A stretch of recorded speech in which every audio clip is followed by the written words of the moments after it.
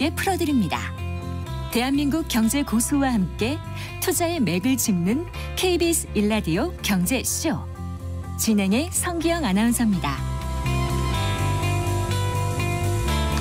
네, 지난해에 이어서 올해 상반기에도 외식업 5곳 중에 한 곳이 폐업할 정도로 외식업 경기가 안 좋은 상황인데요. 이렇게 폐업도 늘었지만 창업도 많은 업계가 바로 외식업 시장입니다. 고금리, 고물가에 실질 임금까지 줄어들면서 외식업계의 수익성은 점점 떨어지고 있지만 그만큼 또 선택지가 없어서 생계형 외식업에 뛰어드는 분들이 많다는 얘기일 텐데요.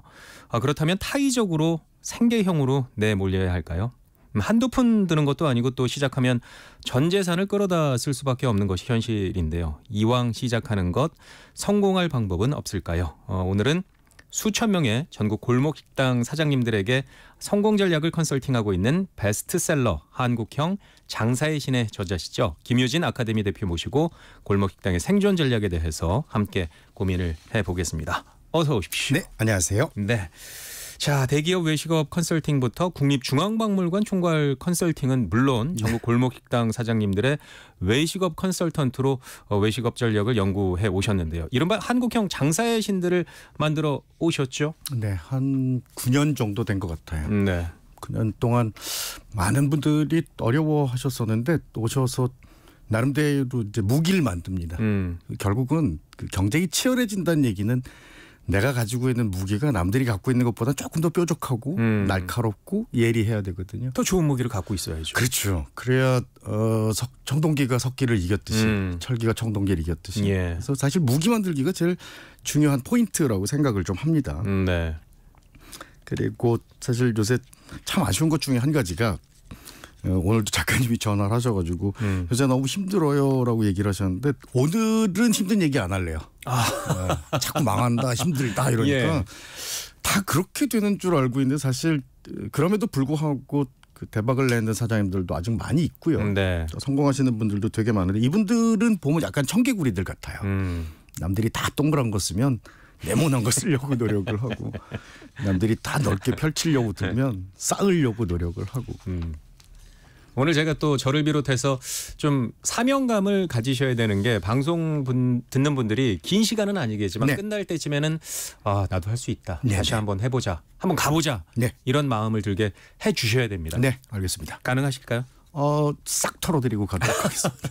일단 방송 듣는 분들을 위해서 본인 소개 한번 이렇게 살짝 해주시죠. 저는 MBC 프로덕션이라는 데서 PD 생활 처음 시작했었고요. 그렇죠.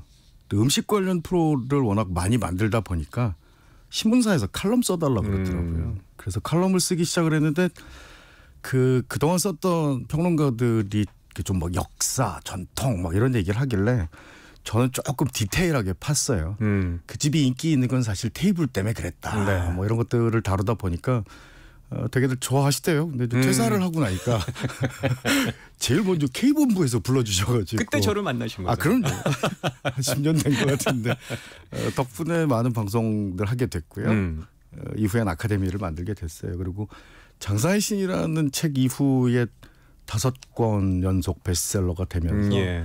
나름대로 이제 소위 얘기하는 자영업 사교육 시장에 좀 자리를 좀 잡게 됐습니다. 그러니까 그때부터 약간 좀 저분이 이런 일을 하시나? 네네. 라는 그런 느낌을 받았거든요. 있었죠. 예. 왜냐하면은 아나운서님이 저랑 처음 인연을 맺었을 때는 방송도 방송이었지만 제가 사실 장사하고 있었잖아요. 맞아요. 네. 그 저희 집에도 가끔 오시고 하셨기 때문에 맞아요. 그 사실 이제 그 악플에 보면 저 사람 뭐 평론가라는데 뭐 장사도 안 해보고 이러는데 사실 저는 주방부터 뭐 홀까지 다 했었던 경험이 있다 보니까 그걸 네. 가지고 현명하게 고객을 설득하는 법 뭐 이쪽에 이제 포인트를 좀 잡기 시작을 했죠. 그랬더니 네. 많은 분들이 찾아주셔가지고 현재는 S은행 또 L통신사 또 광주시, 목포시, 양구 이런 곳에서 전략 고문하고 있어요. 네. 소상공인들 교육 담당하고 있습니다. 그렇군요. 하드 트레이닝. 오늘 그 얘기를 압축해서 좀 네. 풀어주셔야 합니다. 알겠습니다. 자, 최근 자영업자 소상공인 생태계가 붕괴 위기에 직면했다는 얘기도 나오고 있고요. 네. 말씀드렸지만 5곳 중 한 곳 이상이 외식업체가 문을 닫을 정도로 어렵다는 얘기가 많은데 실제로 전국 수백 수천 명의 음식점 사장님들을 만나시는데 직접 느끼시는 외식업계의 어려움 어느 정도로 진단을 하고 계신가요? 인간은 숫자에 약하죠. 그래서 숫자가 크게 나오면 뭐 3년 이내에 폐업하는 비율이 88% 정도 된다. 90% 이런 열에 얘기를 9. 많이 해요. 예. 한국만 그렇지 않아요. 미국, 영국도 다 80대 후반에서 90대 초반까지 폐업은 늘 그래요. 원래 그런 시장. 그런 시장이에요. 그리고 일단 알고 그러면 시작을. 그렇습니다. 예. 기업에서 만드는 상품들도 10개를 만들면 9개는 실패를 해요. 그래서 그 유명한 뭐 구글이라든지 전 세계적인 그룹들도 만들어낸 상품들이 모든 게 먹히지 않아요. 결국은 10%가 살아남는 시장인 거예요. 네. 그 10%가 결국은 고객들이 필요로 하는 포인트를 딱 맞춰주는 건데 최근에 데이터 나온 걸로 봐서는 1만 개 중에 17만 개 정도 폐업을 했다 그러니까 상당하죠. 근데 또 이걸 또 긍정적으로 보자면 아직도 60만 정도는 아직도 버티고 있는 거예요. 가능성이 있다. 그렇습니다. 좋게 볼 수도 있잖아요. 긍정적으로 보는 게 중요해요. 그럼 나는 어떻게 하면 그 큰 숫자 안으로 들어갈 수 있을까라고 하는 거 이제 고민을 좀 해야 되겠죠. 네. 근데 제가 또 말씀을 드리고 싶은 게 나홀로 음식점 창업에 나서는 분들, 이른바 생계형 창업. 네. 원하든 원하지 않든 할 수밖에 없는, 실제 창업에 내몰린다라는 표현을 할 정도로 그런 분들이 꽤나 많죠. 맞습니다. 근데 몇 가지 분석을 좀 해보자면 이런 거예요. 왜 많은 사람들이 창업 시장에 뛰어드느냐라고 얘기하는데 이거는 직업 전망 자체가 불확실해서 그래요. 고용도 그렇고 내가 어딘가 취직을 해서 버틴다는 것 자체가 쉽지 않기 때문에 결국은 자신의 운명 개척하려고 하다 보니까 새로운 기회 찾을 수밖에 없는 거예요. 예. 그럼 이제 그 새로운 기회를 찾는 데 있어서도 참 희한한 거는 인간이 가지고 있는 낙관 편향이라는 게 있어요. 나는 되겠지. 나는 되겠지. 그래서 위험을 어느 정도만 이겨내고 나면 잠재적인 보상이 나한테 몰려올 거야라고 하는 심리적 배경이 있어요. 그러다 보니까 나가보는 거예요. 예. 그래서 박람회 같은 데도 가보시고 시장조사도 하다 보면 최소한 내가 저 정도 못하겠어. 그리고 내 전화기에 들어있는 우리 지인들만 해도 수천 명인데라고 하는 그런 어떤 낙관적인 부분들을 보는 거죠. 이제 망한다고 해도 난 5명 중에 1명이 될 거야. 네. 그런 생각들을 좀 많이 하시게 되어 있고요. 네. 더 큰 것 중에 한 가지는 내몰린다라고 말씀을 하셨는데 내몰리는 분들 중에도 나가는 분이 있고 안 나가는 분이 있어요. 네. 나가시는 분들의 공통된 특징들은 뭐냐면 성공 사례들에 굉장히 집중을 많이 하세요. 왜 요새 보면은 그 SNS도 그렇고 또 너튜브 이런 데 보면은 왜 굉장히 많은 젊은 친구인데 아주 단순한 아이디어 한 가지를 바꿔서 연간 매출이 수십억씩이다라고 하는 걸 예전엔 사실 지상파에서 그런 데이터를 볼 수가 별로 없었거든요. 네. 근데 지금 막 채널이 세분화되다 보니까 그렇게 단순하게 뭐 호떡 하나 가지고도 몇십억을 벌어 이런 것들이 성공 사례들을 계속 접하다 보니까 용기가 좀 생기는 것 같아요. 그리고 또 한 가지는 굉장히 스트레스들을 많이 받으셨죠. 직장 생활하면서. 안 받는 사람. 안 받는 사람 없어요. 다 받아요. 내 마음대로 통제가 안 되잖아요. 조직도 부서도 뭐 이런 게. 저도 지금 받고 있어요. 통제가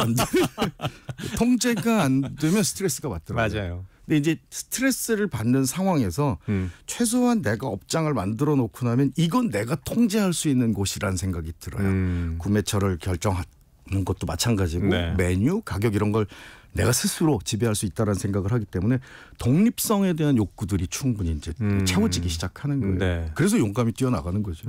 그 상황까지는 그래도 긍정적인 그렇습니다. 맞습니다. 네, 긍정적인 거잖아요. 그래서 오픈하기 전까지 기획안을 짤 때는 가족들도 마찬가지고 또 뭐 지인들하고도 굉장히 좀 심도 깊게 논의를 하죠. 근데 오픈을 딱 하는 순간 어떤 일들이 벌어지냐면 고객이 무서워져요. 제일 어려운 게 뭔지 아세요? 오픈한 첫날 안녕하세요라고 인사하는 게 제일 어렵대요. 그래요? 네, 그래서 고개 돌리고 싶고 베테랑이었던 직원들 아르바이트생들이 대신 좀 접객을 해주면 안 될까라는 생각들을 하는 게 네. 현실에서 부딪히기 시작하면 이제 그동안 수십 장씩 만들어왔던 기획안이 무너지기 시작을 합니다. 근데 사실 그때가 제일 중요해요. 장사 일지를 쓰셔야 돼요. 의, 식주, 생로병사, 희노, 애락. 심지어는 최근에 장례업, 상조하는 제자들도 상당히 많은데 제가 늘 당부하는 얘기는 그거예요. 첫날부터 내가 잘한 게 뭔지를 3가지만 적어라. 오늘 하루 장사를 하면서. 전투 일지예요. 네. 전투 일지를 적는데 딱 3개만. 3개. 오늘 내가 잘한 것. 이게 왜 그러냐면 실수한 걸 먼저 적게 되면 위축이 돼요. 그래서 뇌가 이렇게 쪼그라듭니다. 맞아요. 나 이거 어떡하지? 머릿속에서 계속 그 생각만 하는 거예요. 그래서 버리세요. 실수한 건 버리시고 내가 오늘 아무리 생각해도 장사 1일차인데 예를 들어서 생존자가 60만 명이라고 치면 오늘 오픈했으면 제가 60만 등이잖아요. 네. 제가 꼴찌고 제일 후배잖아요. 그런 의미에서 나는 참 기특하게 이 세 가지는 잘한 것 같아 라고 하는 것들이 매일매일 쌓여 나가다 보면 어느새 오픈했는데 6개월 가버렸어. 1년 가버렸어. 이런 것들을 좀 다시 한번 검토하고 확인하고 또 수정 보완할 수 있습니다. 그래서 첫 번째예요. 일지를 쓰는 것. 그렇군요. 제일 중요하죠. 두 번째는요? 두 번째는 어쨌든 고객을 돈으로 보시면 안 되는 게 보여요. 우리도 왜 그 여의도 근처에 식당들 많잖아요. 네. 가 보시면은 이렇게 사장님이 진짜 돈 하는구나 하는 분이 있는가 하면 맞아요. 쓱 와가지고 계란 프라이 하나 밀어주고 진심으로 해주시는구나. 결국 사람을 남겨야죠. 맞아요. 이윤을 남기기보다는 사람을 남겨야 되는데 그게 쉽지가 않잖아요. 네, 그게 쉽지 않아요. 그게 쉽지가 않아요. 그게 쉽지 않아요. 그래서 사람을 남기는 가장 좋은 방법 오늘 하나 팁을 드리자면 예, 벌써부터 전해 주시는 건가요? 네, 오늘은 뭐 바로 40분까지 제가 쫙 알겠습니다. 그래서 풀어 주십시오. 제일 먼저 해야 되는 건 뭐냐면 내 집 상호를 검색을 해보세요. 검색창에. 어떤 이유로? 녹색 창도 좋고요. 네. 뭐 별그램도 좋고 네. 검색을 해보면 나한테 허락을 받지 않고 내 집에 대해서 글을 써준 사람들이 있어요. 피드를 올려주고 블로그를 올려주시는 분들인데 99% 정도는 이분들을 외면해요. 관리를 안 해요. 근데 퇴근하고 나서 네. 다 마감하고 나서 집에 가신다든지 그러면은 시원하게 맥주 한잔 하면서 누가 우리 집 써줬나 보세요. 그 확인하고 나서 댓글 달아주는 거 중요하고요. 댓글 달 때 뭐 감사합니다. 방문해 주셔서 이런 것도 중요하지만 더 중요한 게 있어요. 상품권 2만 원 이런 거 드리는 거예요. 작은 선물. 굉장히 써요. 만약에 이게 정말 써요. 안 좋은 내용으로 글을 남겼으면 사과해야죠. 직접적으로 사과해야 돼요. 그리고 이건 직원 탓도 아니고 누구 탓도 아닙니다. 이건 제대로 진두지휘하지 못했던 내 잘못. 아직은 초보인 제 잘못이니 한번 와주시면 극진하게 대접하도록 하겠습니다라고 해서 하루에 3분씩만 찾는 거예요. 많이 하지 말고. 예, 많이 하시면 또 이게 피곤해요. 찾다 보면 한 일주일 했더니 없고 그러면 지치잖아요. 프랜차이즈 하시는 분들, 가맹점 하시는 분들 요새 되게 힘들어 하시는데 네. 제가 얘기한 대로 한번 들어가서 우리 집을 이렇게 근사하게 써준 분이 있어라고 얘기해서 상품권 이렇게 전달해 주는데 많은 분들이 궁금해서 상품권을 어떻게 만들어요라고 얘기하는데 요새 무슨 캔버스 뭐 이런 것들 많아요. 그림 그리는 도구들. 예. 그래서 거기다가 상호 적는 거죠. 뭐 예를 들어서 유진, 수산 뭐 이런 거 적어갖고 제 이름이니까. 직접 만들 수 있는. 네, 그래서 이렇게 3만 원 표시하는데 이게 뭐냐면 받는 사람은 냉면가로 받아요. 3만 원, 2만 원, 근데 만 원. 주인 입장에서는 어쨌든 원가니까 지불 금액이니까. 그 생각은 못했어요. 그러면은 고객 입장에서는 와, 이 사람 뭐야. 사이버 수사대에 있는 사람 같아. 나 찾아낸 거야가 되는 거죠. 이 소비자 입장에서는 기분이 너무 좋을 것 같은데요. 행복하죠. 액수를 떠나서. 네. 지난주에 한 친구가 제자가 집 앞에 찾아와가지고 그 뭐 술을 한 잔 사던데 건물을 샀어요. 그래서 어떻게 건물을 샀니 그랬더니 7년 전에 선생님한테 수업 들었던 내용 중에 그걸 지금도 한대요. 제자가 그러면 장사를 통해서 건물을 샀어요. 그것도 아주 유명한 시청에 있는 순댓국집 건물을 샀는데 비결이 뭔 것 같아라고 얘기했더니 그냥 꾸준하며 저는 하라는 대로 진짜 다 했어요. 그런데 하루에 3명씩 찾았대요. 그래서 실제 들어가서 그날 보여주는데 보니까 블로그 쓴 분들 거의 대부분에는 안녕하세요 사장 누구입니다 그러고 그 상품권을 올려놨더라고요. 이게 작지만 굉장히 큰 임팩트가 있군요. 네, 그래서 우리 뭐 보통 그런 표현 많이 하죠. 아이 별거 아니잖아라고 하는데 그 별거가 something special이 돼요. 그리고 이제껏 해보지 못한 경험. 다른 사장님들은 한 번도 안 줬거든요.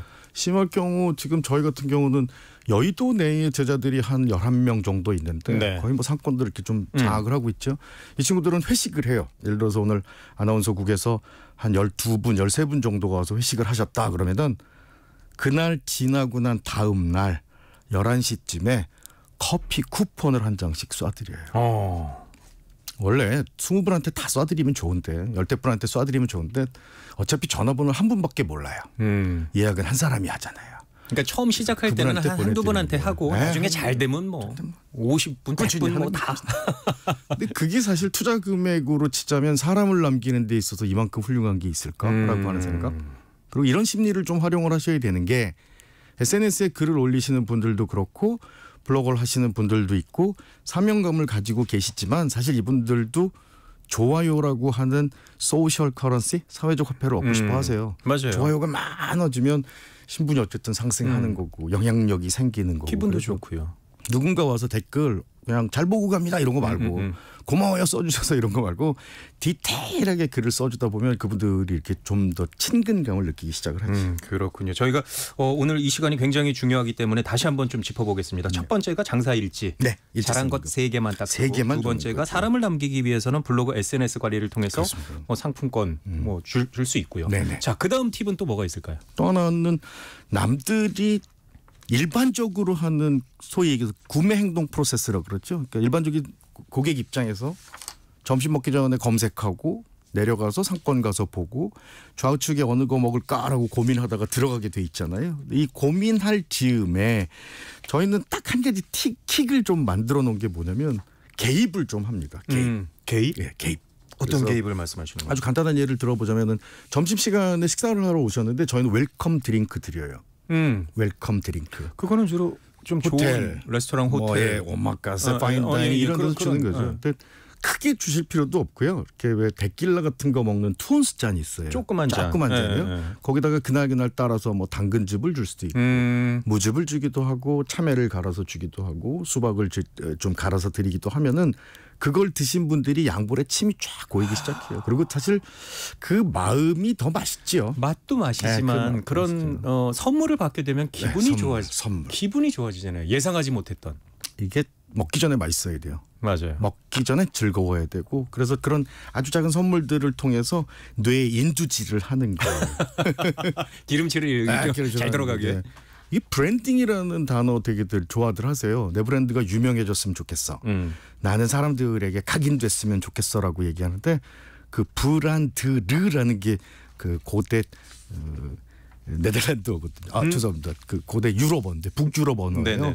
BRANDR이라고 하는 그게 소위 얘기해서 이건 내 거야라고 하는 소유를 인증하기 위해서 소나 말 엉덩이 등에 이렇게 칙하고 찢었던 거예요. 그래서 제가 인두질이라는 표현을 쓴 거예요. 그 웰컴 드링크 가지고도 얼마든지 인두질을 할 수 있어요. 기억에 머리에 남을 수 있도록. 인두질을 해라. 네, 덜 잊혀지고 오래 기억에 남을 수 있게. 네. 그리고 또 꿀팁이 있을까요? 또 한 가지 말씀드린다면은 제가 이게 만든 사자성어처럼 하는데 돈이에요. 돈.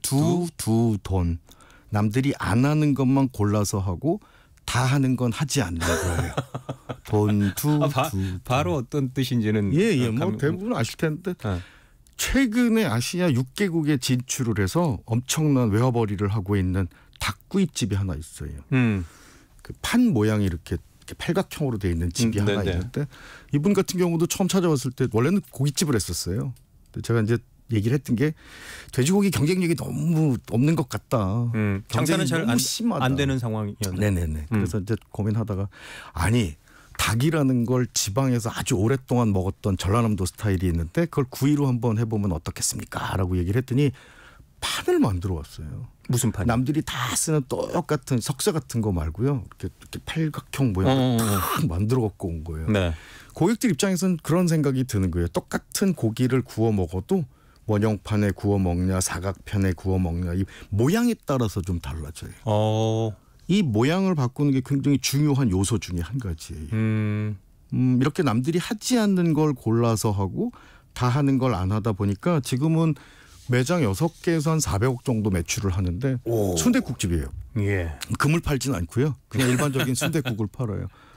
근데 한밤중에 저희 집 앞에 찾아와서 고민거리를 얘기를 하더라고요. 어떻게 했으면 좋겠는지 그래갖고 제가 고객이 제일 불편해하는 거 하나만 없애주자 그랬어요.